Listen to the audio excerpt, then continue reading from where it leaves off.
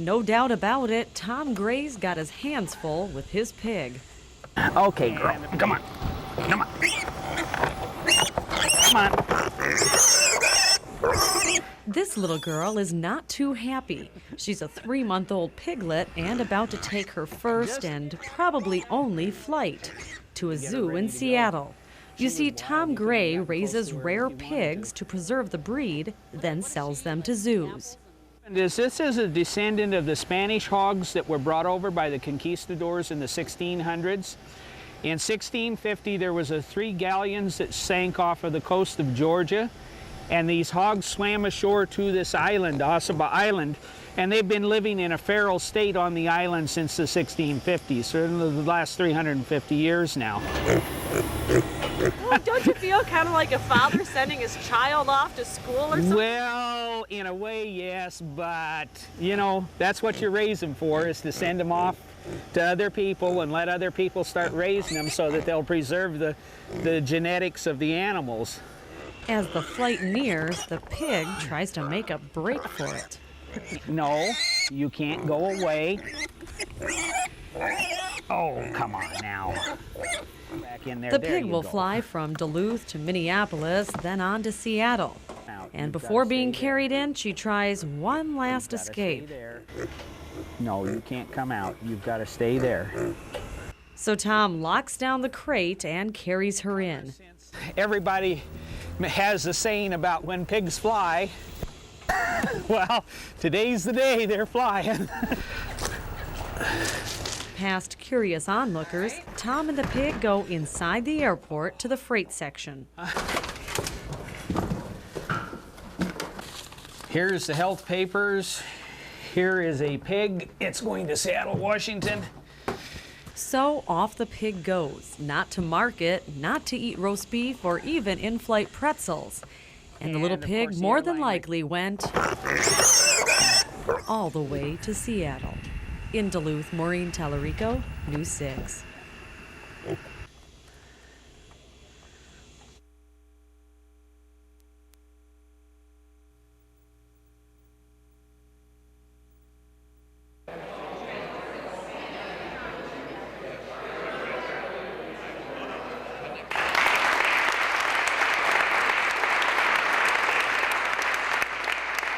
The families affected by a drunk driver are changed forever. They are changed forever. They will never be who they were before the glass was broken. These families learn grief is a lifelong process.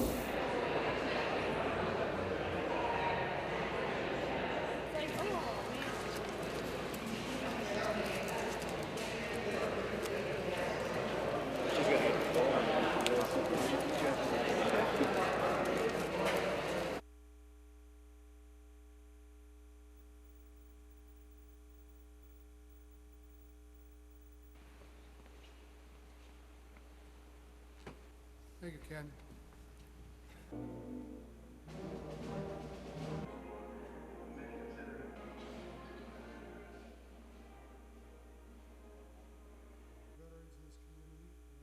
The depot is an especially appropriate site for Veterans Memorial Hall. Thousands of war-bound men and women from the Spanish-American War through the Vietnam War used this facility as a point of departure.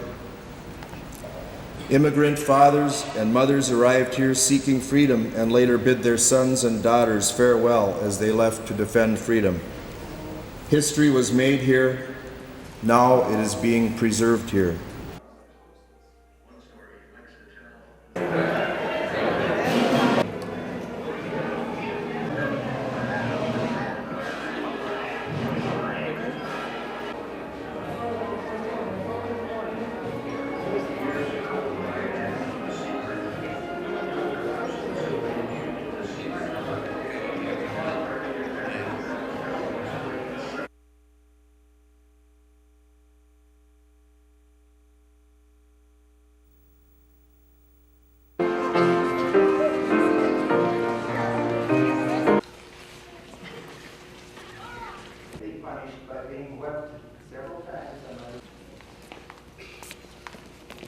From core knowledge and learning about their country, they learn to have respect for their flag, respect for their country, and a responsibility.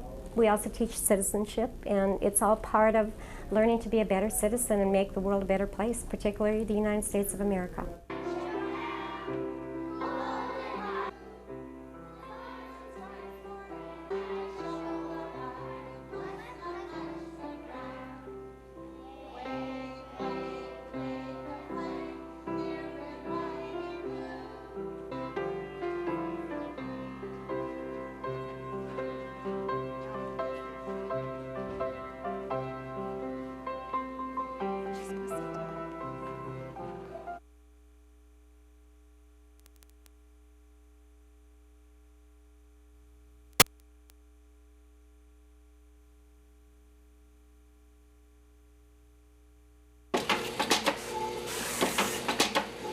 Monday alone, we did 500 pounds.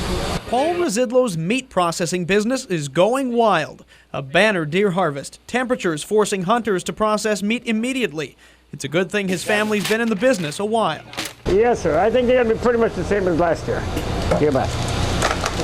Paul's father, Dick Residlow, is back out of retirement to help his son through the venison rush. It's all this family's done for 3 generations. Special cuts, smoked meats, sausage recipes from all over the world. It's now a multi-million-dollar business. Well, I only started with $5,000, and I was buried up to my neck, but I just knew inside that we can make this happen. There wasn't really much question he could make it happen. It's a Residlow tradition, passed all the way down from Paul's grandfather. I started in '51 with my dad, and then I started when I was very young in meat markets, 7, 8, 9 years old. Through word of mouth, the Residlow family business of Old World Meats has taken off. Paul had other jobs, but in the end, he decided he'd be happy doing exactly what his father and grandfather had done. He's a family man, and from now through the holidays, his family doesn't get to see as much of him. But once you got into this business, you have to take care of your customers, otherwise you'll lose them. You know, somebody else that's willing to do it will pick it up, and you know, it's kind of tough to explain that to a 2- and 4-year-old. Everywhere around Terran's Market, you can smell the smokehouse at the back, carrying some type of rich smoked bratwurst or summer sausage. Batch after batch, link after link. It's a smell the Residlows have staked their reputation on. Jason Rice, News 6.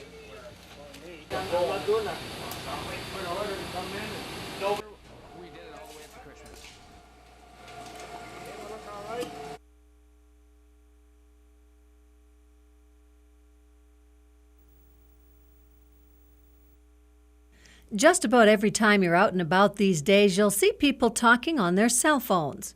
Wireless phones free us to communicate from practically anywhere. Hi, I'd like a room for one night, non-smoking. Visa, 3291. But cell phones are not as private as the hardwire phones most people still have in their homes. Someone can listen in, and in many cases, someone probably is listening into your cellular phone conversation. It's illegal to monitor and record strangers' cell phone conversations, but it happens all the time, sometimes by accident, but all too often intentionally. Somebody with a portable scanner that you can buy at Radio Shack could be walking around your neighborhood right now listening to your phone conversations. It's that concern that prompted the Minnesota Board of Professional Responsibility to create a new rule for lawyers. When lawyers are discussing confidential information with clients and an analog phone is being used, then the attorney has an obligation to counsel with the client about whether it is in the client's interest to engage in this kind of confidential communication using an analog phone. But technology is once again coming to the rescue. The newest type of cell phone uses digital technology to convert the spoken word to a code. That code is much more difficult to intercept. In fact, if someone wants to listen into your digital call, they have to buy illegal equipment to decode the words. Cellular salespeople say many of their customers are switching to the new type of phone. More than 50% of our new subscribers are subscribing for digital service. The Minnesota Medical Association hasn't passed any similar rules, but has warned its doctors not to communicate sensitive information over analog or uncoded cellular phones. In Duluth, Barbara Riles, News 6.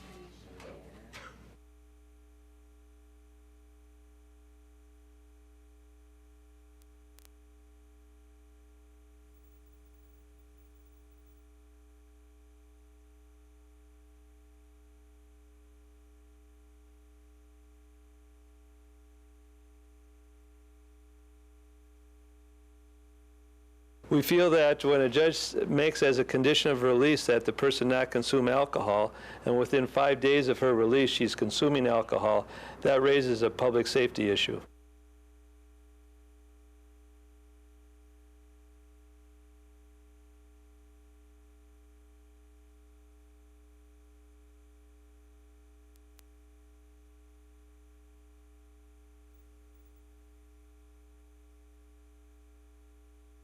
And so it'll just be nice to have freedom from contacts and glasses. Duluth's Kay Johnson has worn contacts for 14 years and wants to have laser eye surgery done to correct her vision. Back in 1998, we had looked into getting it done locally, and it was cost prohibitive. In the United States, the surgery cost $4,000 minimum, but in Canada, it's just $1,000 American dollars. So Kay flew to Winnipeg, Manitoba. Okay, waiting rooms around the corner all the way to the end of the hall. And 3 hours after leaving Duluth, she arrived at LASIK Vision Canada, one of Canada's largest refractive eye surgery centers. The director of the clinic, Christina Alcock, says there's a simple explanation to the lower cost in Canada: volume. Why we can offer such a low rate is because, well, you saw the center, how it's set up. We can have a high volume of patients going through here. One of the first things you'll notice at this clinic is the sheer number of patients behind these doors. On any given day, doctors will conduct 15 pre-surgery exams, 20 to 25 actual laser surgeries, and about 20 post-operative consults. Okay, come on in here. You can have a seat right there. First, there's a pre-op exam to measure Kay's eyes and test for glaucoma. It was very quick, they're very professional, it went very well. It was probably easier than I expected. How about 1, 2? 2. Then an eye exam with an optometrist. It is during this exam Kay learns the tissue in one of her eyes is very thin, allowing only one shot at surgery in her left eye. What's the likelihood of getting a correction in my left eye that I won't need? The way the statistics work is you're going to have about a 70% chance that you're going to come out with 20/20. And an hour after she arrived here, as the sun begins to set in Winnipeg, Kay Johnson is cleared for surgery, knowing her eyesight and life will change in a matter of hours. Probably be so nervous I won't be able to sleep, but I'll do my level best to get a good night's sleep and ready to go tomorrow. In Winnipeg, Maureen Tallarico, News 6.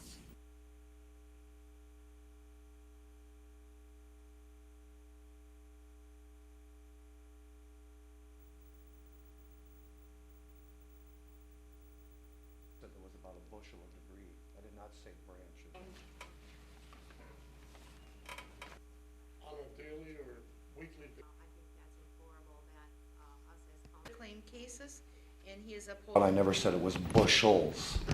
I said there was about a bushel of debris. I did not say branches. I said twigs and grass cuttings. That's just the beginning of my language that has been twisted by this man.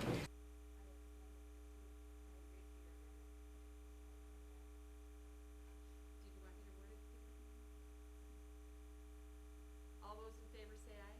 Aye. Opposed? Motion carries.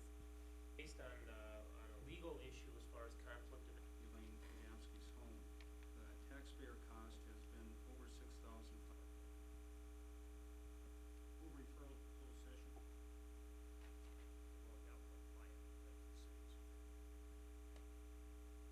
Really? Then what is that second part?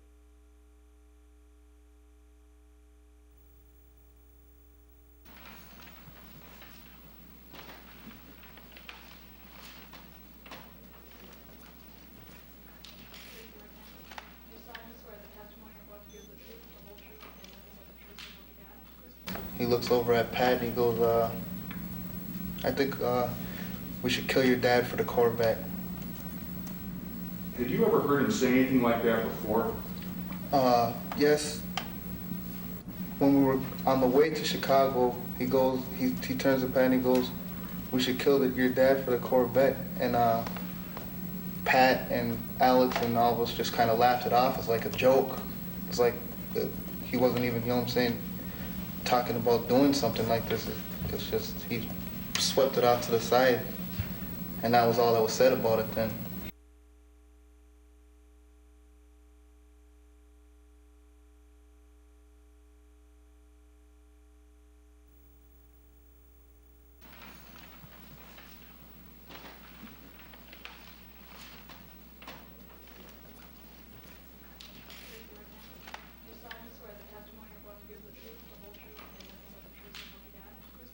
looks over at Pat and he goes, I think we should kill your dad for the Corvette. Had you ever heard him say anything like that before? Yes.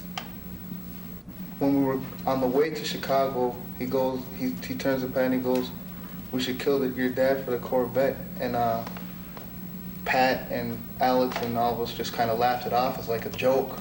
It's like he wasn't even, you know what I'm saying, talking about doing something like this.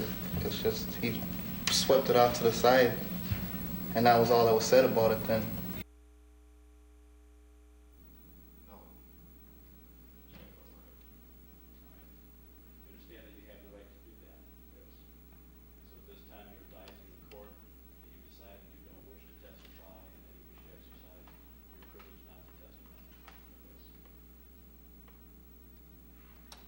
I don't. Okay. And did you ever make a gesture with a hand to simulate a hand? It was just me, him, and Pat, but I don't know. Did that conversation that you heard?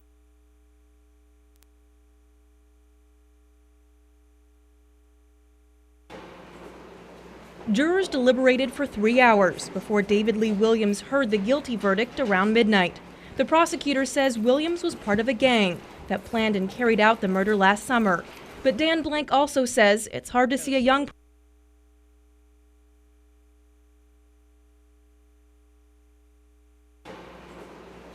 Jurors deliberated for 3 hours before David Lee Williams heard the guilty verdict around midnight.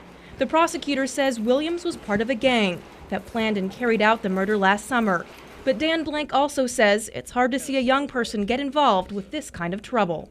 Well, and he's been a kid that I've known since I've been in town pretty much, in good situations and bad, and just to see someone get caught up in the gang lifestyle and get hooked up into something that leads to this is just really sad for the community, I think.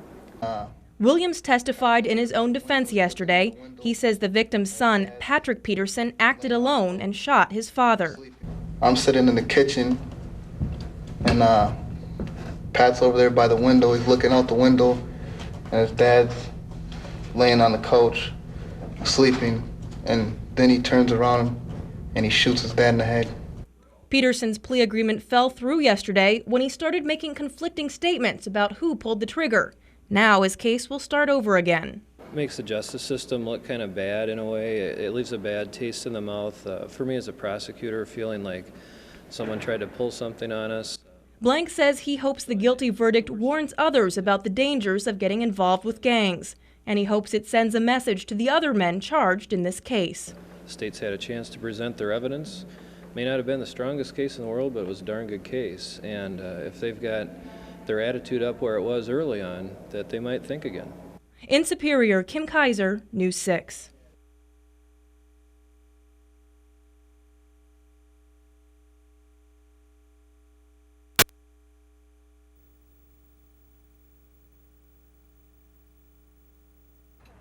Preparations began early today as our crews laid cable, checked wires, hoisted lights,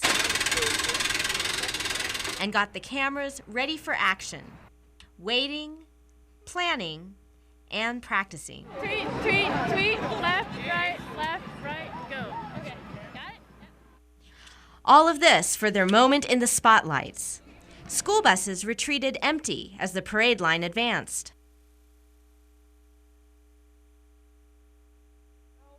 One marcher, the Sturgeon General, had to stop to pull himself together. Thanks, Cyril. Yep. And many marchers found all the waiting, or the excitement, can take its toll. But for many, the waiting was well worth it. We're down for our 40th reunion this year. Yeah, from 59 to 99, so that's what we're doing.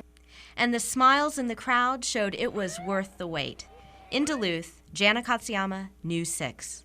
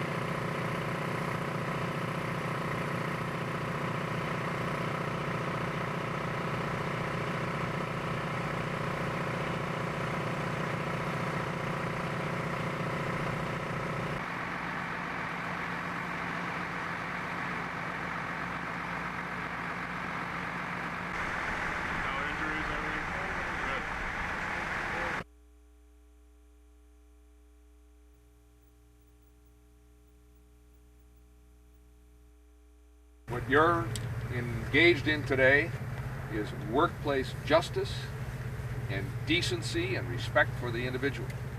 And I stand with you foursquare in that campaign.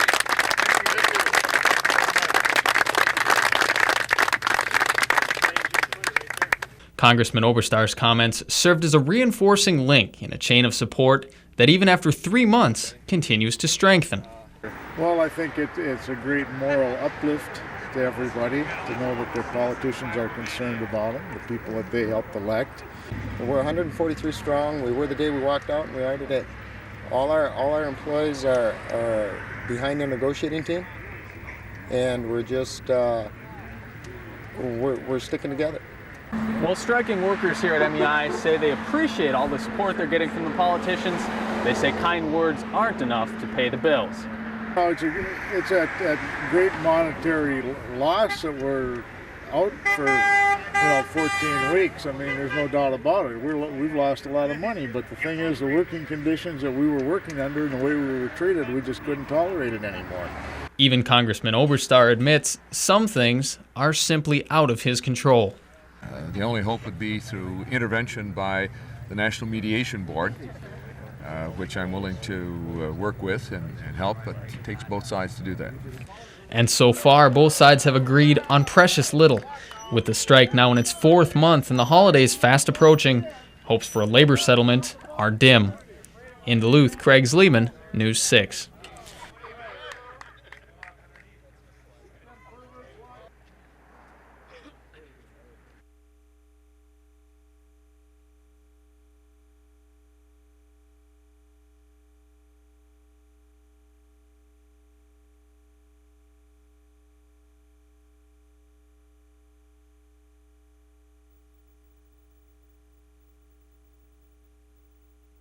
Take advantage of it. That's number 11X, Snowcross action draws in thousands with moves like this, but it takes ground that looks like this, not this, to hold the race in the first place.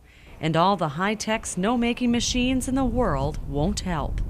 We need basically 3 days of weather where the temperatures are highs in the mid-20s and lows preferably in the teens in order to get the track prepared. And the difficulty of that is, of course, trying to get accurate forecasts. And the most accurate team of meteorologists says even a looming snow system won't help much. There's pretty much 3 things wrong with the type of snow that we may be seeing this week. The first is that it's a wet snow. The second is that we're looking at highs above freezing. So wet snow melts quickly when you get those nice warm highs close to 40. And the third thing is we've had 50s and 60s for the past several weeks, so the ground, let alone being frozen, isn't even cold, so it's being eaten away from the underside as well. Last year, Snowcross officials canceled 1 day of the 3-day event because of warm weather. And now this year, warm weather, making some people wonder why the event is held early on in the winter season. Well, we created this event for the specific reason of providing economic impact to the hospitality industry, to the community at a time when we most needed the business. 1,000 racers are expected to take part in the Black Magic Snowcross qualifier, racers like DJ Ekstrom from Team Amsoil. Well, it just means that we got to wait a little bit longer and keep training and, keep into it. Otherwise, we just got to wait for the snow to get here. Event organizers say advance purchase tickets will still be good next weekend, or full refunds are available for those who can't attend the postponed event. In Duluth, Maureen Tallarico, News 6.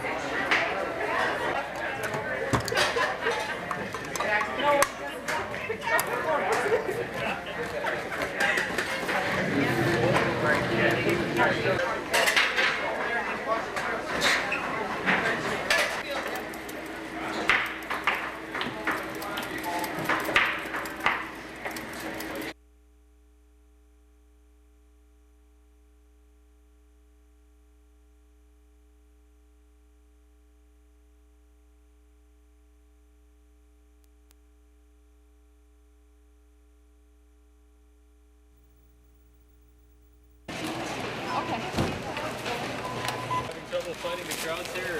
Not at all. They have a lot of lanes open.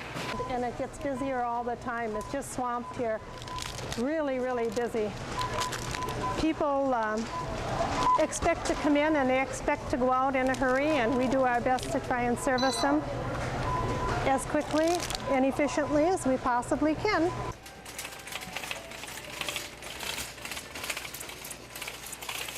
I was looking for about a 16-pound turkey. All I can find is 12 or 20, so I'm going to have to settle.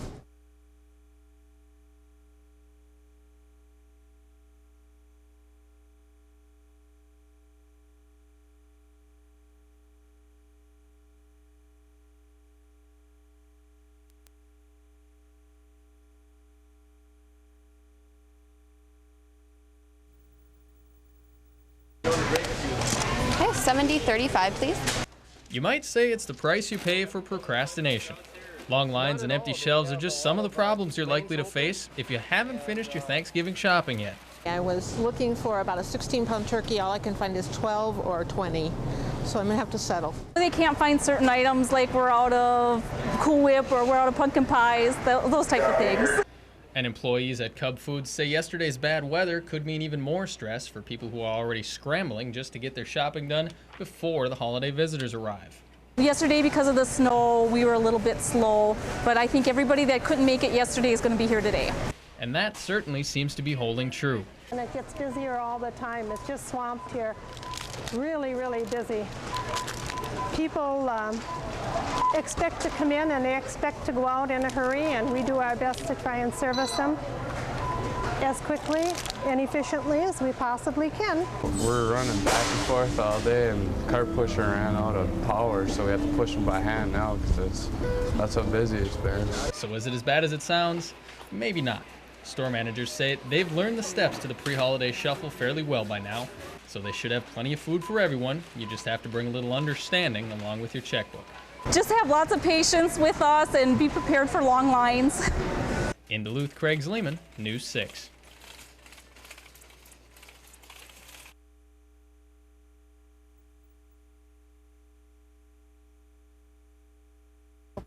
I'm thankful that my whole family is healthy and that we're all able to be together for Thanksgiving.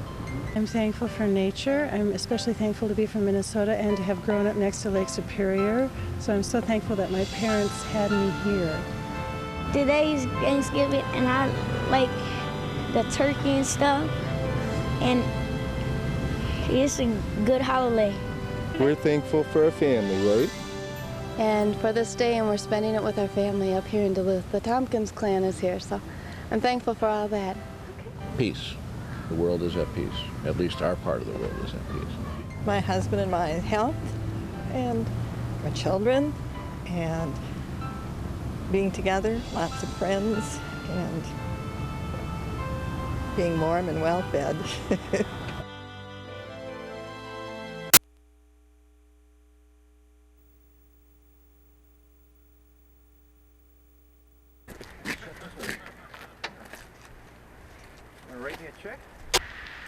At Dennis Gould's tree lot, business is as brisk as the wind. It started off real good this morning. So How many have you sold so far? I think it's total around 25. And Dennis says this year's crop is better than ever.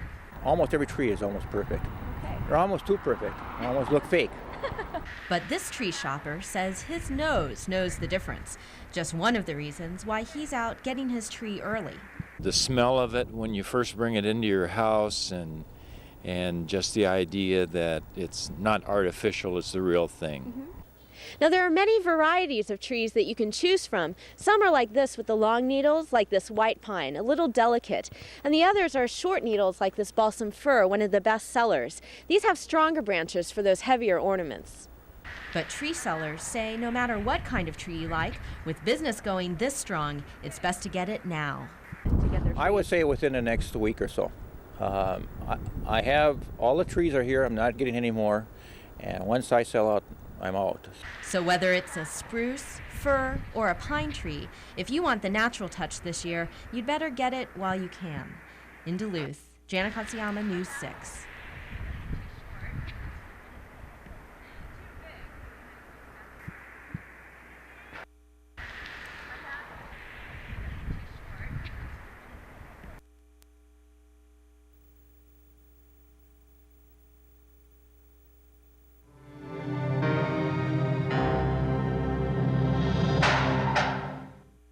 On Tuesday, November 16th, a house behind the China Inn in Superior, Wisconsin was burglarized.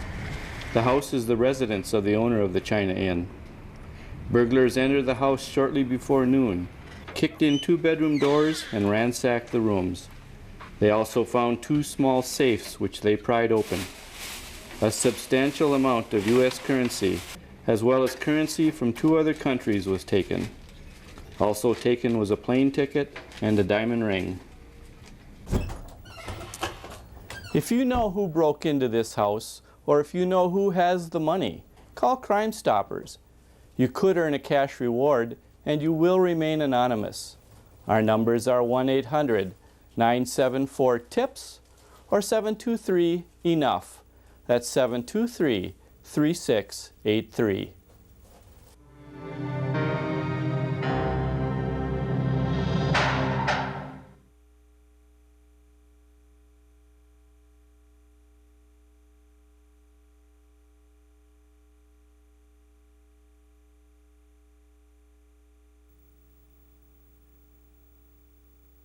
The snowbank would get close to 15 feet high.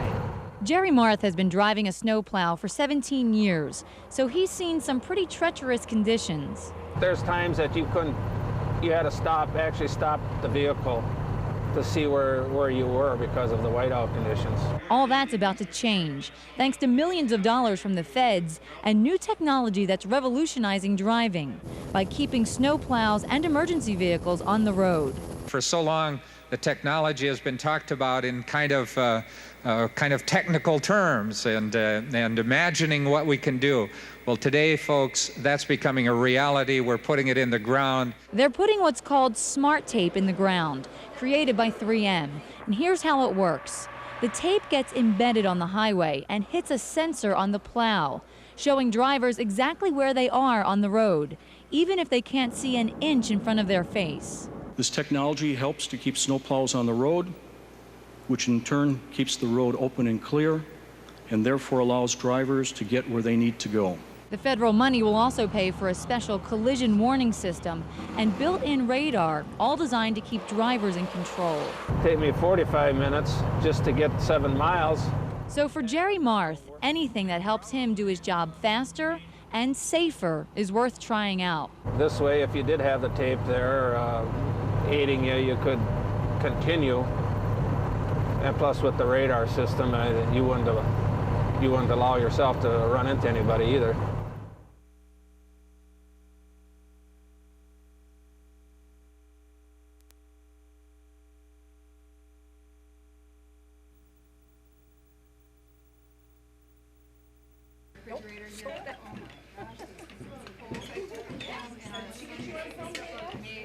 You know, with the mixer, and see how.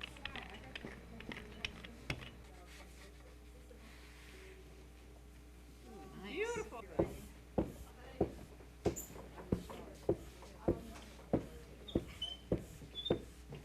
It's great. I mean, this is actually it's been fun, and it's been maybe a little easier than I thought it would be. So. Yeah, I'm going out to show Martha Stewart how to make lefse. And in fact, I had to first teach her how to say lefse, because she'd say lefse. I said, oh no.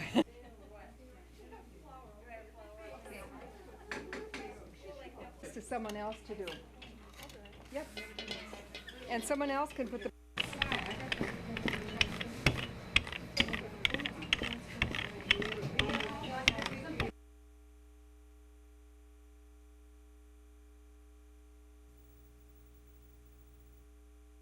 Just a week ago, the snowcross race course at Spirit Mountain was almost bare. In fact, organizers had to postpone the race, and a forecast for rain and warm temperatures threatened to cancel it altogether, leaving racers to wonder what would come next. Kind of antsy, I think, because we haven't raced in the last 2 weeks, and just kind of been a waiting game for everybody. Racers weren't the only ones who needed the snow. In fact, many businesses in Duluth depend on the $5 million tourism boost to survive the winter. Without it, money would be scarce. It's very, very critical of the hospitality industry that we make this happen, and we're giving it our best effort. What a difference a week can make. A cold snap earlier this week gave race organizers a break they were praying for. And now, the wait is almost over. Finally, Finally, we had some cold temperatures on Monday night. We were able to lay down about 8 feet of snow on most of the race course. Now that the snow is on the ground, they're taking extra steps to preserve the course. To make sure that this year's snowcross race goes off without a hitch, race officials have taken some unusual precautions. One of the things they're doing this year is they've taken wood chips and placed them underneath the track so that if warm weather should hit this weekend, water will drain out and racers won't have to race in mud. And that's just the beginning. For the first time ever, we're going to leave the snow guns positioned around the track throughout the weekend. The forecast tells us that we're going to be able to make considerable amounts of snow again on Friday evening and on Saturday evening. That's going to help make the racing better. It's also going to make Spirit Mountain look a whole lot prettier on worldwide television. And there's even more good news. Race officials have a few surprises built right into this year's course, and they're changes that everyone should enjoy. Well, our track, we just had plans anyway to expand the length a few hundred feet. It's a little bit longer, a little bit wider. There's improved lighting. We've changed some of the staging areas before the racers enter the track. With a hefty base of snow and a comfortable forecast, the fears of a brown snowcross seem to be melting away. So winter wonderland up at Spirit Mountain, even though it's pretty brown other places. We'll be okay this week, and there's going to be some great racing. In Duluth, Craig Zleeman, News 6.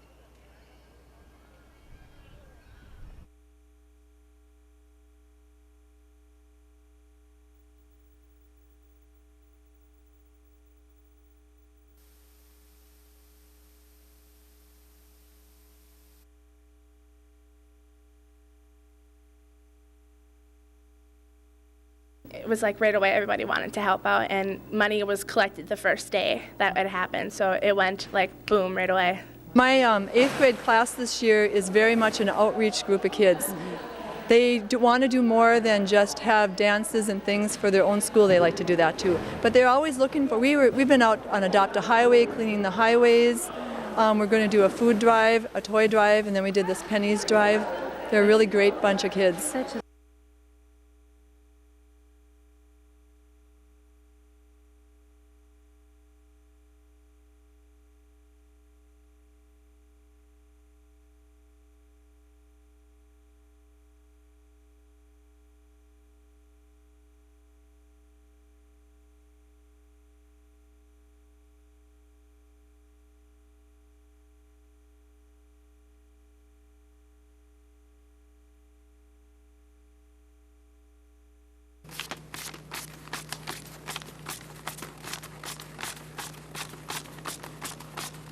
We have a boatload of money. Unbelievable numbers. Santa Claus is coming to town in the Twin Cities and the rest of Minnesota. An account designated for that purpose unless there are all of these things that are going. There will be another permanent tax cut brought to them this year, and there will be another check brought to them this year. There will be tax relief, and I don't think we ought to rule out any or all of them. I think this next session. Bonding is the focus of what I'm here to do. Yeah, I said, you're kidding. And then I said, well, do I get credit for this surplus this time? Because, you know, last time...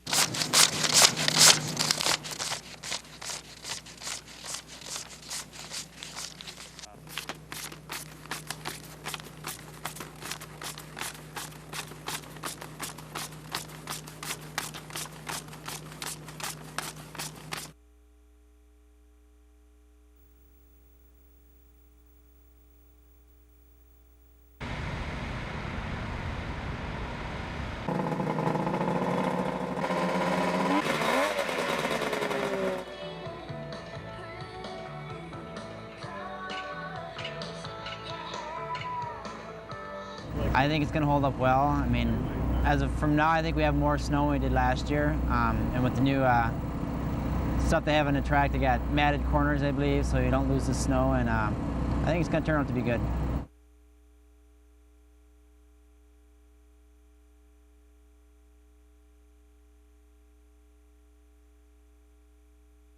And then I said, well, do I get credit for this surplus this time? Because, you know, last time...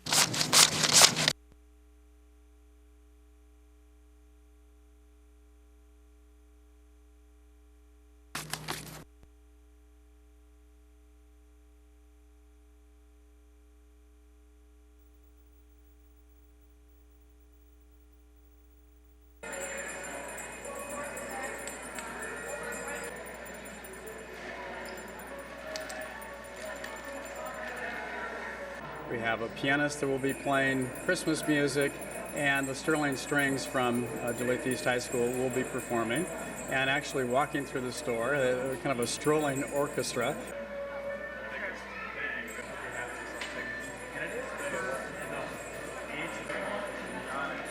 The cameras help to speed up in your search and rescue. You know, you can go in and find victims right away versus the old technique of crawling around. You know, the time lapse there, you take the risk of maybe not finding someone till it's too late. With the cameras, you can see right away where they are positioned in the house, and also helps.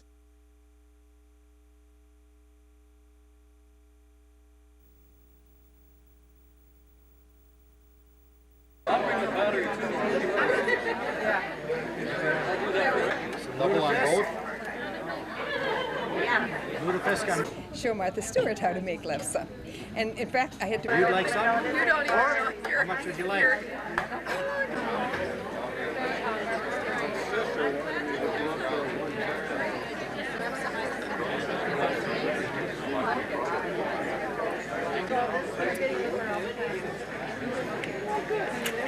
This is for you. Do you want meatballs? On each one?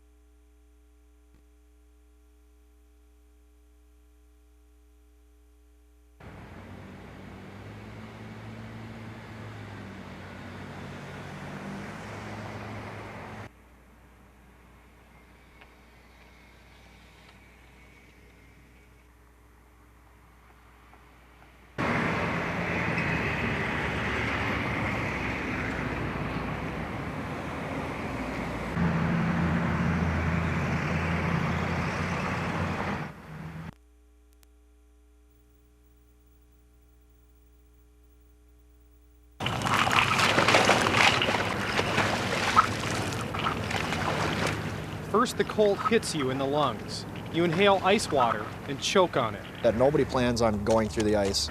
But here you are. You're in water that's 32 degrees and will kill you in 10 minutes. You want to remain as calm as possible. All you want to do is get out. You don't want to thrash around in the water. Before you do anything else, get into what's called a help position. Cross your arms over your chest and tuck your legs up. This conserves heat and gives you the chance to collect your thoughts. Now form a plan. Make it your goal to get to shore any way that you can. Always carry safety spikes, made from 2 8-inch screws and rope. That first 30 seconds is whether you're going to get out or not. The water starts splashing up over the top of the ice. It gets extremely slippery. Without the spikes, you find that you won't be able to pull yourself out. Dig in. Pull. The ice will break in front of you, but keep pulling until you can get out onto your stomach. Stay on your stomach. Never try to stand or you'll end up where you started. Have a mental toughness is the other thing that'll really increase your chances of surviving. Tell yourself if you do go in that you are going to get out and that you will survive.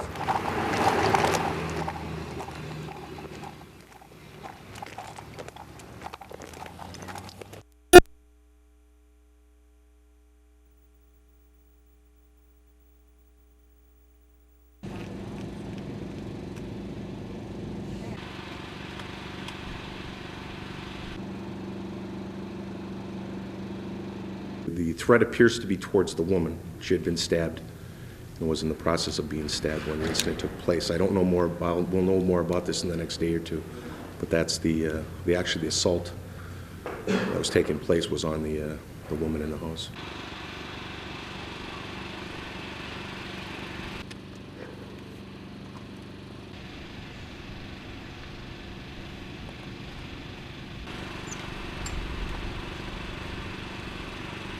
there's some other issues with he and his family. Just trying to make sure everybody knows he's been obviously tied up all morning with us, and it's very traumatic for him too.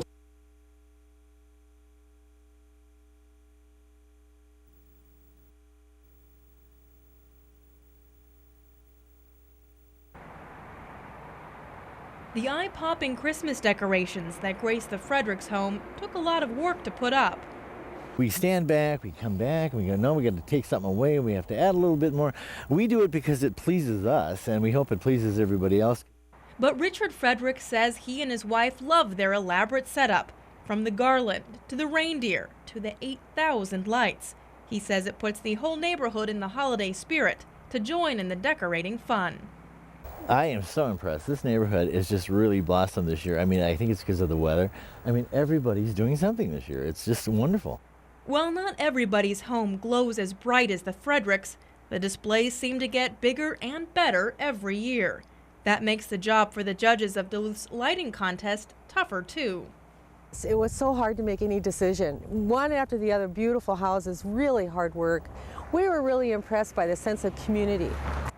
They say the fancy decorations, like these elegant scalloped lights and whimsical toy soldiers, are a gift to the entire neighborhood. I really appreciate it. I appreciate their sense of beauty. We saw some incredible houses that were really small little houses, and yet the person that did them really did beautiful work. And you just went by and went, oh, how great. The judges guess that with our good economy, residents might be willing to spend a little more on the electric bill, or maybe they're in an extra festive mood with the approaching millennium. But for the Fredericks, they say warmer temperatures make for brighter homes. Because you can freeze your hands, you know. We used to do it in October, and we started in October, but now you can practically do it tonight if you wanted. You could start now, but if you want your home to look as spectacular as these do, you'll have your work cut out for you. In Duluth, Kim Kaiser, News 6.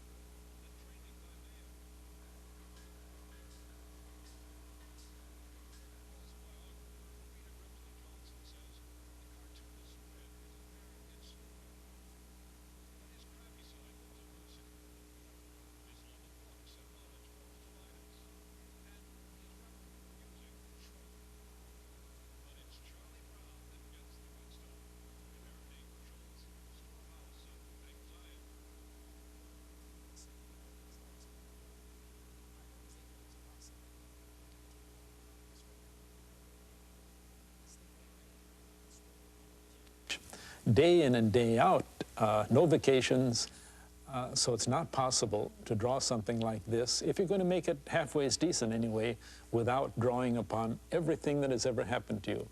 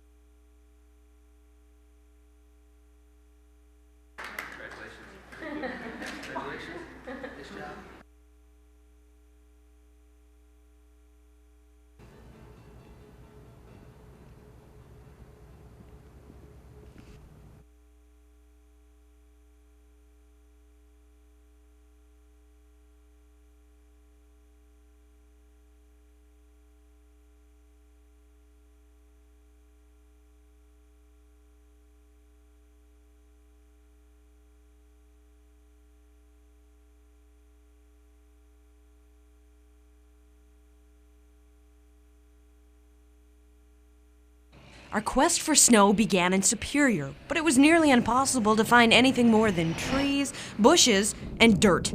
So we jumped onto Highway 2 and traveled east. About 15 miles outside of town, we began to see some snow. It's definitely not a lot of snow, but it's enough to leave some footprints and even make a small snowball. More prominent signs of winter could be seen as we entered into Poplar. There was snow not only on the ground, but also on trees and on cars. And the roads were becoming a little more slippery. We thought our journey was over once we reached Ashland. There was hardly any snow, and the only signs of winter was the layer of ice on the harbor. But we continued east, and the further east we got, the more snow we began to see. Snowbanks started to get higher, and anxious snowmobilers couldn't wait to hit the trails. I said, I got this $6,000 machine in my garage. I need to get some snow so I can ride it. So, yeah, it's good. I'm glad it's here. Finally, we found what we were looking for.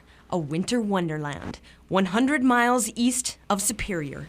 By the time we got to Michigan, we figured we'd gone far enough. There's definitely enough snow here to make a huge snowball or even a huge snow castle. Well, it's really nice. We need it. A lot of skiers, snowmobilers were begging for the snow. We finally got it, so I'm real happy for them. Shovelers were busy clearing paths, plows and sanding trucks were out in full force, and snowblowers worked extra hard to cut through more than a foot of new snow. All signs that winter has finally arrived. Across northern Wisconsin, Jody Grayson, News 6.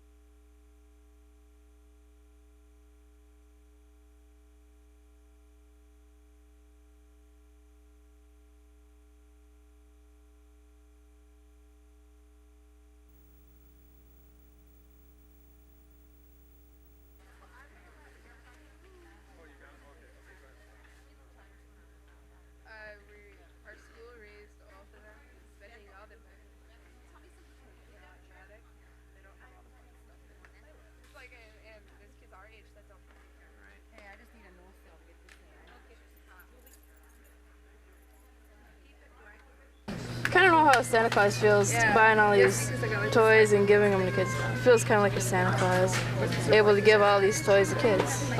It's really overwhelming. We're going to take the whole These kids gave their allowances. They went home, they got jars that they've been saving coins in forever. They really gave from the bottom of their hearts, and it's a great feeling. We got $1,494.43 right now. Okay. All right. Well,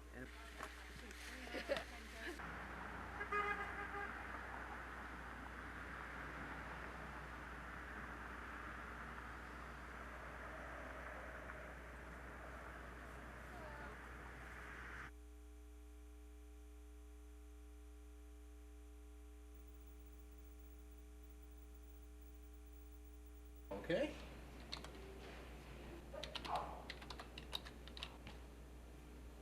People are not traveling at that time for one reason or another. I think primarily because of costs, and you know, there's always that question of will everything stop at midnight on the 1st? You know, so people want to stay home.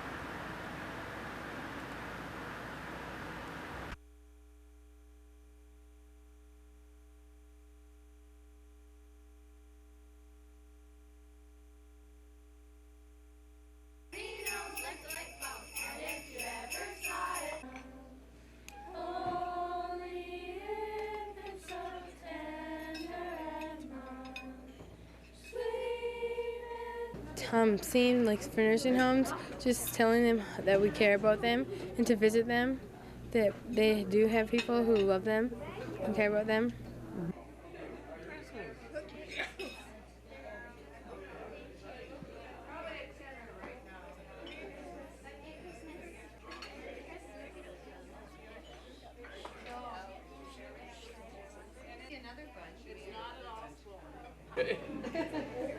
We like to have them singing for us. Yeah, good.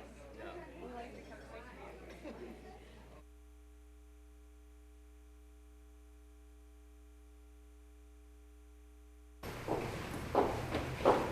I'll let you get happy because you guys are going to want to get.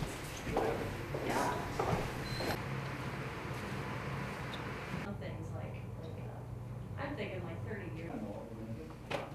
Yeah, maybe we should get a couple shots.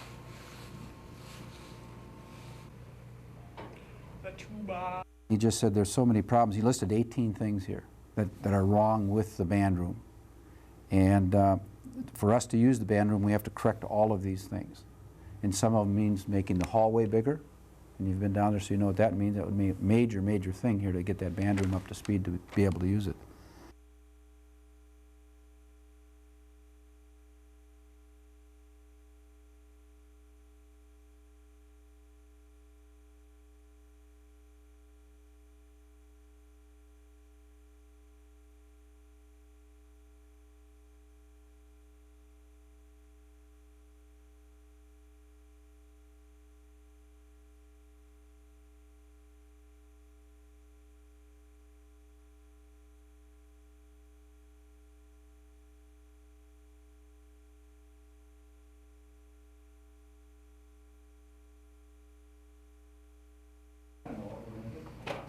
Yeah, maybe we should get a couple shots of these big instruments. Well, it wouldn't take a rocket scientist to figure out. Boiler room and a tunnel.